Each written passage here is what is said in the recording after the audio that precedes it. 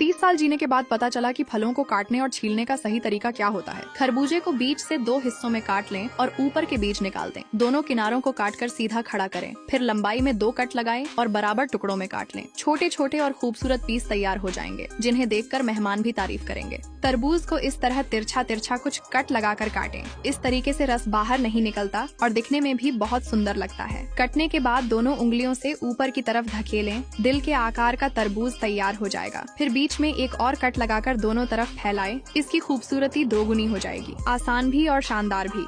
आम लोग लीची को सीधे नाखून से छीलते हैं, जिससे गूदा खराब हो जाता है और हाथ रस से भर जाते हैं। लेकिन जानकार लोग लीची को घुमाकर उसकी बीच वाली लाइन ढूंढते हैं और दोनों हाथों से उस लाइन के किनारों को अंदर की ओर दबाते हैं। लीची आसानी से खुल जाती है, गूदा भी सही रहता है और नाखून भी खराब नहीं होते। आम के बीच में एक गोल निशान बनाकर काटें और दोनों हिस्सों को हल्का घुमाएं। आम आसानी से अलग हो जाएगा। फिर चम्मच से इसका गूदा निकाल कर खाएं, बहुत मजेदार लगता है। ड्रैगन फ्रूट के ऊपर और नीचे का हिस्सा काट दें। फिर इसे 2 हिस्सों में बांट लें। गूदे पर लंबाई में 4 कट और चौड़ाई में 3 कट लगाएं। फिर छिलके के किनारे किनारे चाकू घुमाएं। अब इसे एक एक टुकड़ा उठाकर आसानी से खाया जा सकता है। कीवी के ऊपर और नीचे का हिस्सा काट दें। फिर बीच में हल्का कट लगाकर चम्मच को छिलके के साथ घुमाएं। पूरी कीवी बिना टूटे बाहर निकल आएगी। घर लाए हुए चकोतरे के छिलके पर चारों ओर एक कट लगाएं। चम्मच की मदद से छिलके को ढीला करें और दोनों हाथों से घुमाकर निकाल दें। फिर फल की फांकों को अलग करें। ऊपर की झिल्ली को चाकू से काटें और टूथपिक से हटाएं। एक झटके में साफ सुथरे और सुंदर फल के टुकड़े तैयार हो जाएंगे।